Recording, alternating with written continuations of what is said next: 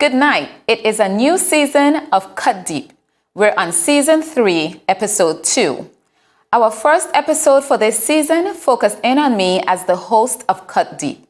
You were given a closer view on who I am as a person and my position on some of the more controversial issues that face us.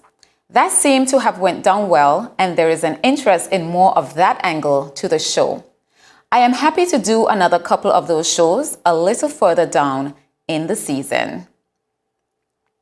The concept of Cut Deep was developed with a focus on encouraging the wider public to think more in depth on issues that plague us, encouraging persons to have a voice and to use that voice to invoke change.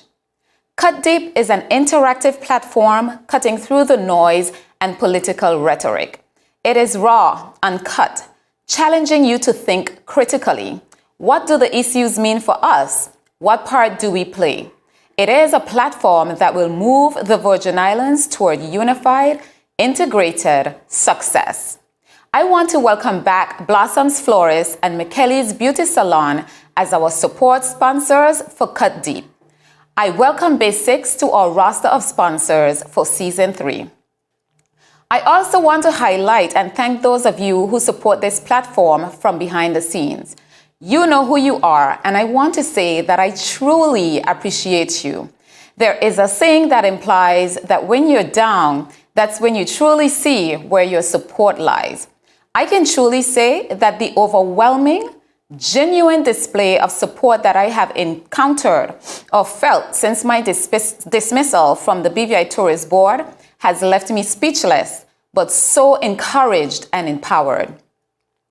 People have always said to me, Cindy, you have more support than you could ever begin to imagine. I took that with a grain of salt because the negative voices always tend to overpower the positive. Well, I can safely say that I feel your support. I thank you for your support. It says to me that what I am doing is not in vain, that you are listening and that there is a need for a shift. I want to say that I appreciate the calls, coffee, lunch, and dinner dates. I appreciate the daily messages of encouragement, prayers, and upliftment, and the genuine care and concern for my family and I. I want to say thank you. Let us take a short break and come right back with the show for tonight. The win! Oh! What are the hell? I'm freaking out! Is time.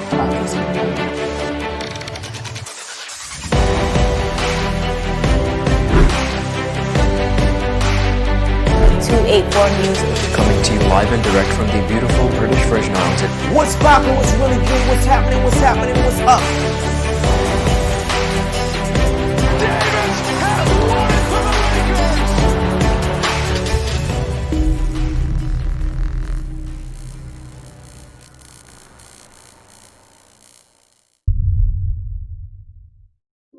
At Blossoms, our floral experts use their creative flair to design beautiful and exotic bouquets. We are the on-island wedding experts, and for boating enthusiasts, we can help you to add a touch of floral elegance, life, and color to your yacht, mega yacht, both locally and internationally. We've even worked with celebrities. At Blossoms, we continue to deliver smiles and watch our customers bloom. Welcome back to Season 3, Episode 2 of Cut Deep. Thank you to our sponsors for your continued support, Blossoms Florist, McKelly's Beauty Salon, and Basics. The intention for tonight's show was to focus on the happenings of the territory over the past few weeks. However, the governor threw a bomb yesterday that totally obliterated my table of papers. Why don't we just take tonight to discuss this explosion? Why are we here at this point? What does the Commission of Inquiry mean for the BVI? The international impact on the BVI's reputation, and what we hope to get out of it. As promised in Season 3, I want to approach my presentation of information to the public in a more measured and comprehensive manner. I can't guarantee that I won't become impassioned, but here goes. Let's start by listening to the statement by the governor for those who have not heard it. I would like to take a moment to let the people of BVI know that your voices have been heard. We have received the message loud and clear. The people of BVI want better. I've also been speaking with my colleagues in the Governor's Group, including the Deputy Governor, the Auditor General, the Police Commissioner, the Registrar of Interests and others. We share responsibility for ensuring good governance and are concerned by what we have seen in our roles and the allegations put to us. I will now set out the concerns and allegations which date back a number of years. I think this is important, not only to ensure full transparency, but also to give a voice to the voiceless. First, there are wide concerns over the lack of transparency when it comes to spending public funds, particularly those related to COVID-19 economic stimulus support. Second, there are wide concerns over the possible mismanagement of some public projects. Successive audit reports have set out practices of political interference, inflated pricing, and conflicts of interest. These may have cost the public purse millions of dollars in recent years with no sign of improvement. Third, and linked to the previous points, there are concerns over the lack of transparency relating to government contracts. Key concerns include a lack of fair and open competition, conflicts of interest, and a lack of value for money. We need to know how individuals are getting work so we can ensure equal opportunities for all. Fourth, there are allegations of some political interference occurring in some statutory bodies. A number of officers from our bodies have come to me with concerns about individuals being replaced by political allies and officers being coerced into circumventing protocols and taking improper practices. There are similar allegations relating to the public service and serious allegations of attempts of interfering in the criminal justice system. Finally, there are wide concerns about intimidation taking place across our society, public services and the media, with many describing a growing culture of fear in BVI. In addition to these allegations, there is growing evidence of serious organised crime infiltrating BVI.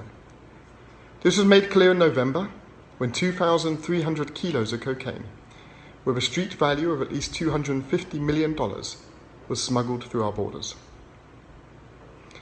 Now let me be clear about the fact that these are allegations. However, they cannot be ignored, and I must fulfil my constitutional role to support the people and to uphold the peace. Some highlights from the governor's statement. The UK, FCO, and governor are concerned about the lack of good governance in this territory.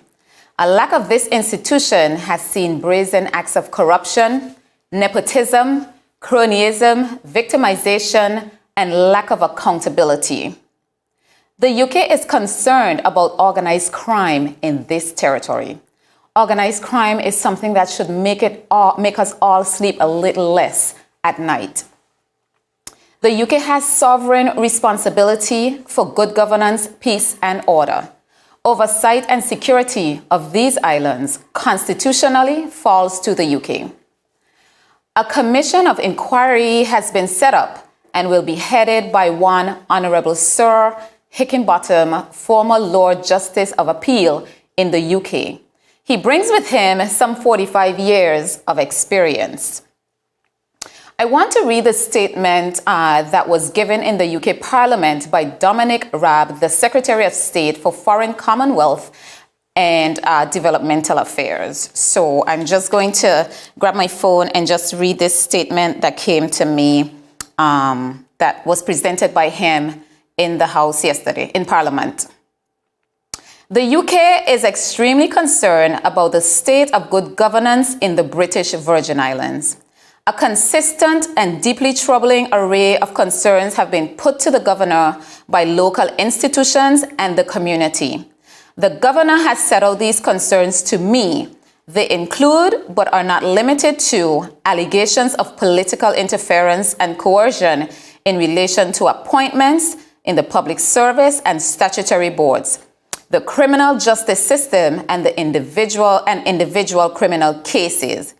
Claims that people in public service, media, and community leaders have been intimidated to such a degree that they describe living in a climate of fear.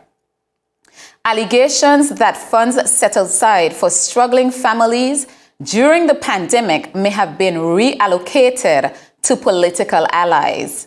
Concerns around spending on government contracts without any proper procurement process. Misuse of taxpayers' money on infrastructure and transport projects. Against this backdrop, we are also concerned about the potential vulnerability of the islands to serious organized crime. The scale of this was made clear in November 2020 with the seizure of more than 2 tons of cocaine worth just under £190 million.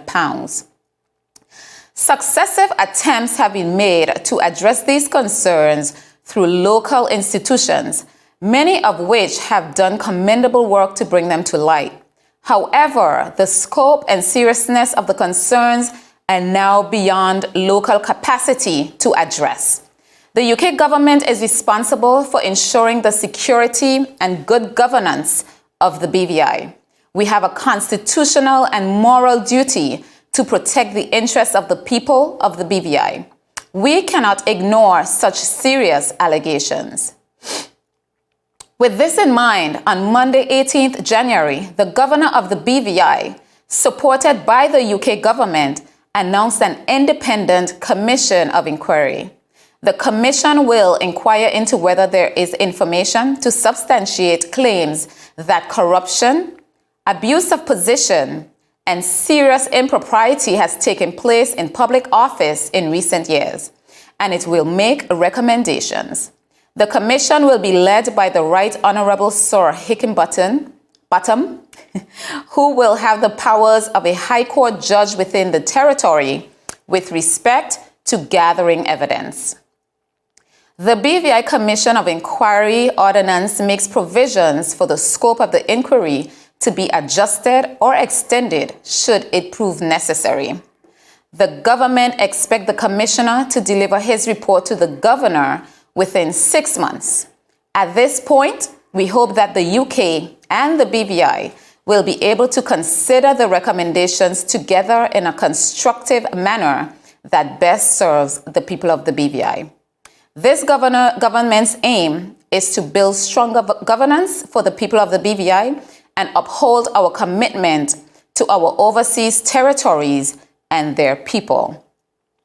That was the statement given by Dominic Raab, Secretary of State for Foreign Commonwealth and Development Affairs in the UK Parliament and government. So, let us make the observation that this is an inquiry set up by the UK and not Governor Jasper. How did we get here?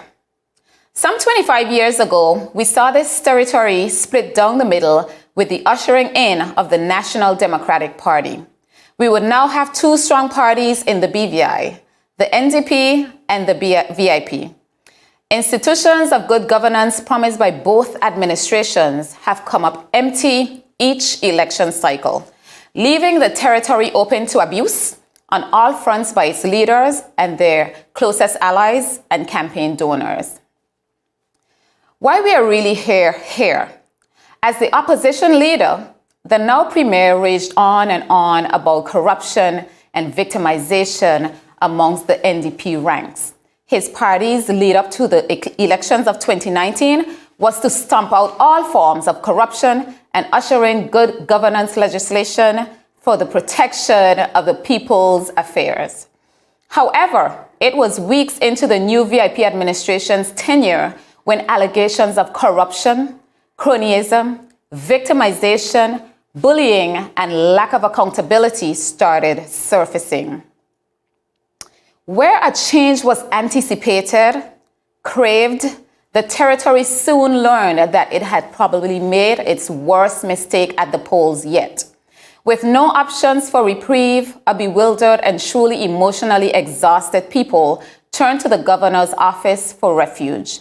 There may be other distractions jingling in our faces, but I make no mistake. This is about the Andrew-led VIP administration and the blatant and brazen disregard for the people and affairs of this territory.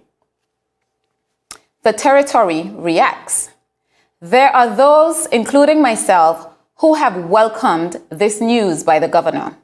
And there are those that continue to swing the white versus black colonial agenda.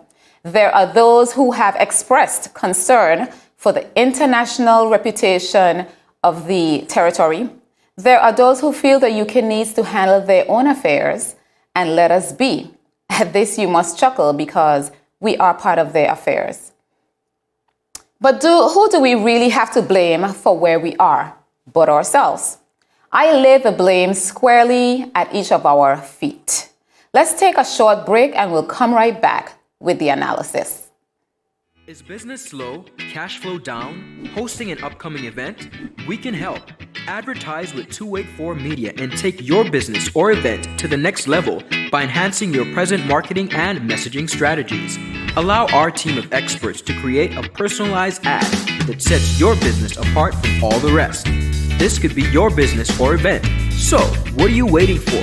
Contact our marketing team at 284media@cctbvi.com. Advertising with us works.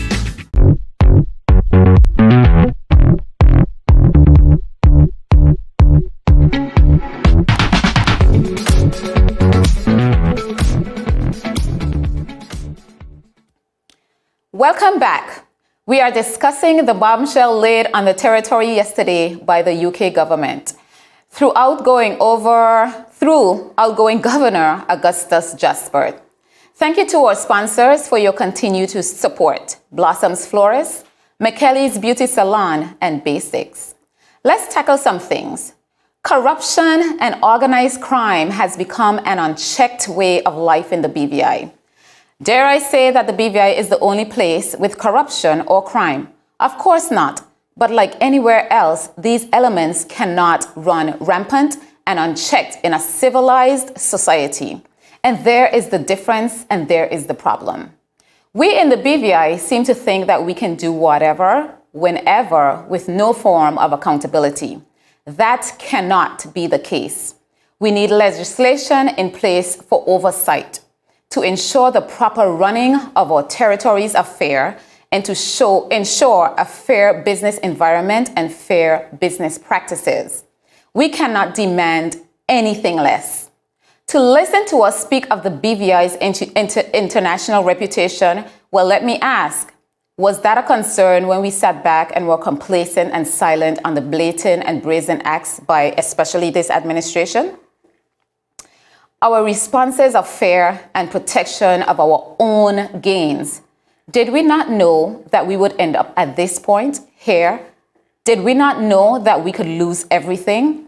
We are now concerned about our international reputation, the effects on the territory. Let us be genuinely concerned about the welfare and state of the BVI.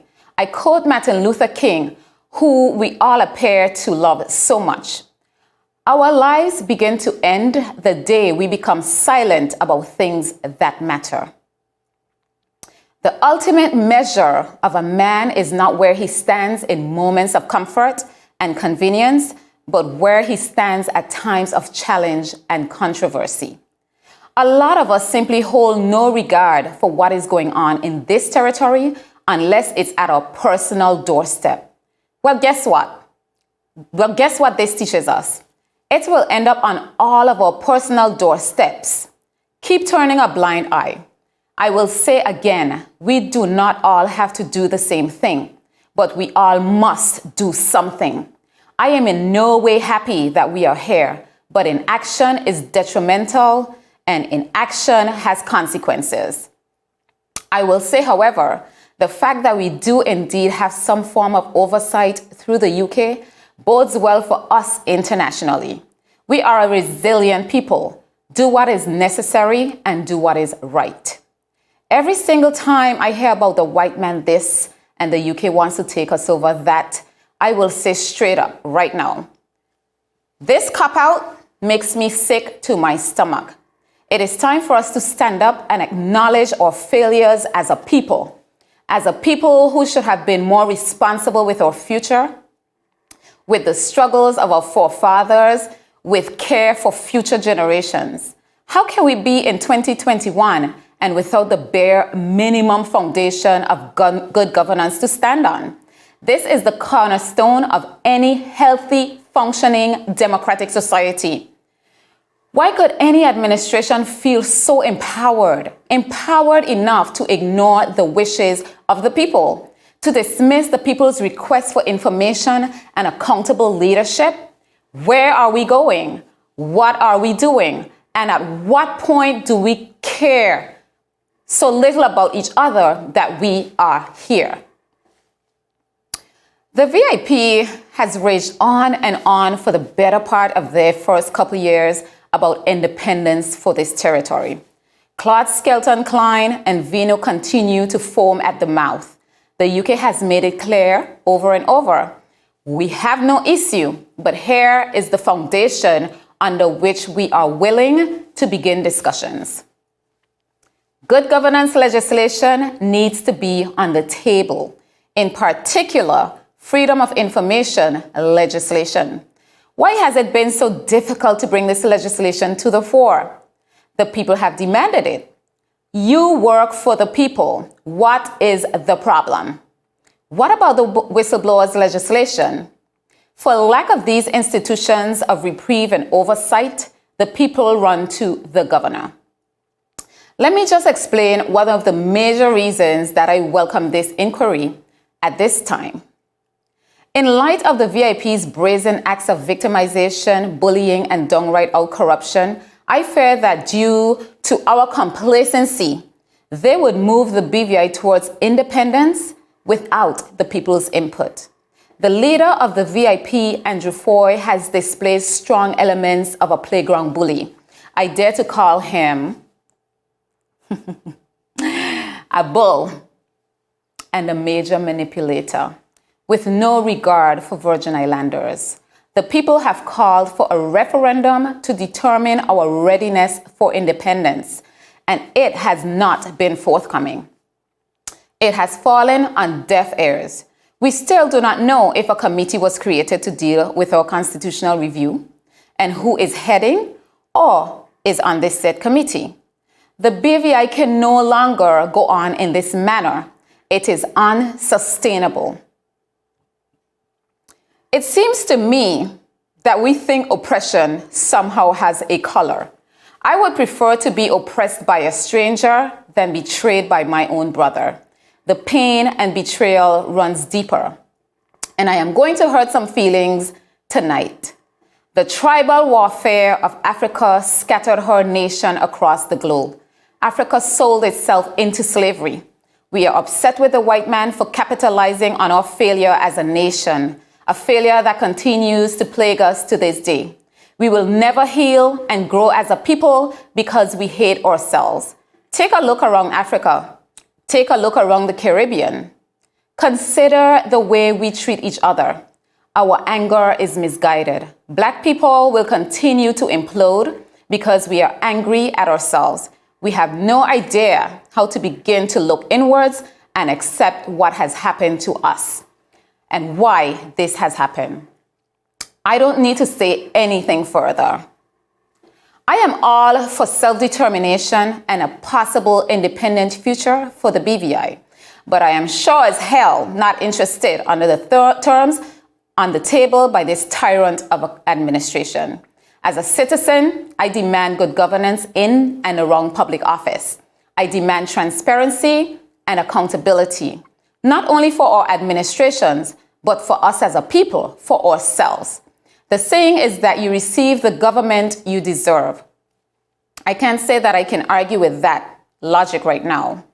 The administrations we elect are a direct reflection of us as a people, a reflection of our lack of political maturity. We can also go a little deeper and say our mental maturity, our inability to be mature enough in our actions to grasp the gravity of any serious situation. The moral fabric of our society is all but depleted. We can take a bow. Okay, let's take a break and we'll be right back.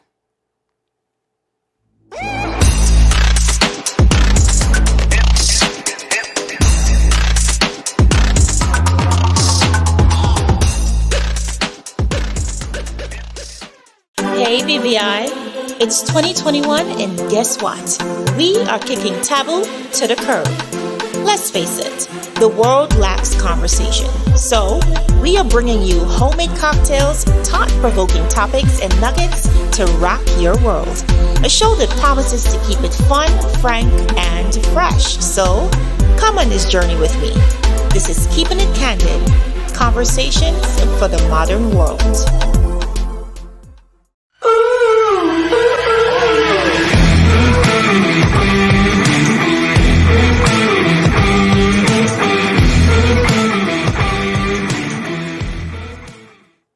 Welcome back to Cut Deep Season 3, Episode 2. The Commission of Inquiry is on the table for discussion. Thank you to our sponsors for your continued support: Blossoms Florist, McKelly's Beauty Salon, and Basics. Under the NDP, we have the Pear Park overrun, the $1 Million Wall, and the BVI Airways fiasco. Under both administrations is the hospital and the unending sewage project, and the many projects stopped and started for credit by each administration, costing the people's purse millions and millions in changes and lawsuits.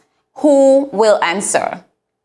Under the present administration, the carnage of destroyed lives, mothers and fathers unable to feed their families, broken businesses, a fully destroyed tourism sector, white envelopes being handed out left, right, and center, especially to those who have not even applied for aids, their cronies.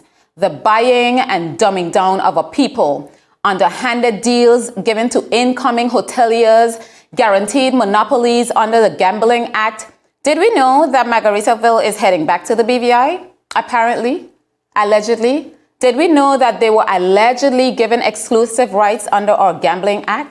Do we know of the ongoing harass to relieve Virgin Islanders of their promised land for the benefit of same? And our sleazy belonger businessman friend sits in the heart of it all. You will find him at the center of every major unscrupulous deal, the common denominator across administrations. Not a care for the BVI outside of his bottom dollar. Look, no administration that loves its people would encourage them to sell prime commercial land at this stage of the game. There are opportunities for lease and growth of generational wealth.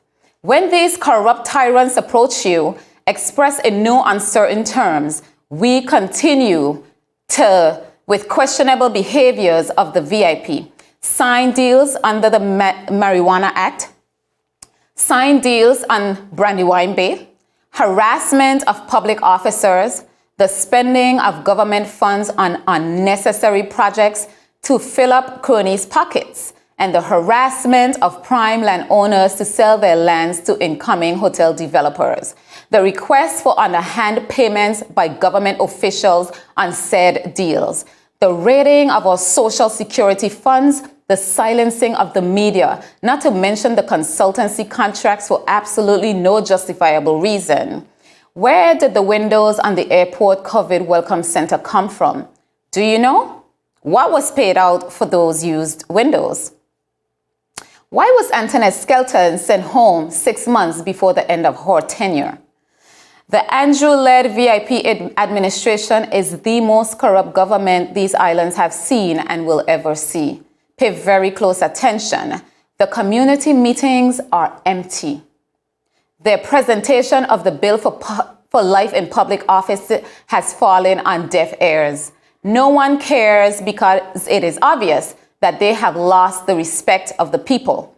The people have lost full confidence in this administration. They have failed the people, and their best response is more division. References to our colonial masters is an emotional distraction planted by our administration. It is time to hold our administrations and ourselves accountable. Quit passing the buck. On the heel of the above, I want to digress a bit, but not really, considering the whole scheme of things, and speak briefly on campaign financing. Leading up to the 2019 election, one of the issues on the table for the voting public was campaign finance legislation. This legislation, again, feeds into the foundation of good governance. Lack thereof leads down the path of corruption, lack of accountability for the use of government funds, and lack of fair and transparent procurement of government contracts. These are legislations we must demand be brought to the table in the House of Assembly. I am not saying that business owners shouldn't petition government to ensure legislation or the business environment is conducive, but to want to own government purse for the rental of party items or a mere 50 to 60K contribution, hell no. Okay? Can anyone tell me why a list of persons interested in jobs advertised under the RDA would end up on the Premier's desk to determine who would even get an interview? This is the type of interference the territory is facing under this administration.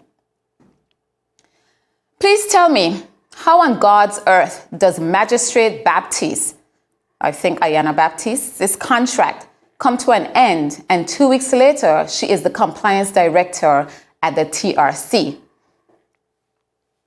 A position that other very qualified locals applied for and were denied because it was already earmarked for someone else. It is alleged and understood that she was guaranteed the position by an apparent premier sidekick, head of the BVI Airport Authority. Cronyism. It runs rampant in this administration. It is time these things are identified in the rawest of manner. While the good Minister for Labour, Vincent Whitley, tortures small businesses to hire outside of their means, an administration fighting for top jobs for non-Virgin Islanders, but fighting to secure bottom-tier jobs for Virgin Islanders on their under their 1,000 jobs in 1,000 days scheme. Why do we sit back quietly and accept this behavior from people we elected to do a job? Fire them. We do not have to tolerate this. We do not have to accept this embarrassment on the Virgin Islands. I know us to be a proud people. Send a strong message that we will no longer accept this behavior. The UK should not have had to step in, prove that we can govern ourselves accordingly. Fire the VIP. It is indeed times like these that I miss the Honorable Paul Watley. His death was a devastating blow to the growth of a healthy democracy for the BVI. I said on the last week's show, names, contracts will be laid on the cut deep table. If your business is not operating ethically when interacting with government business, you will become a conversation. You will be called out. Where there is the absence of good governance legislation, I intend to take my civic duty as a citizen very seriously. My mother was an extremely proud Virgin Islander, and she instilled that pride in her children.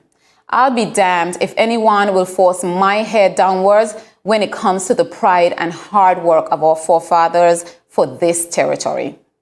We will take a short break and come right back to close off.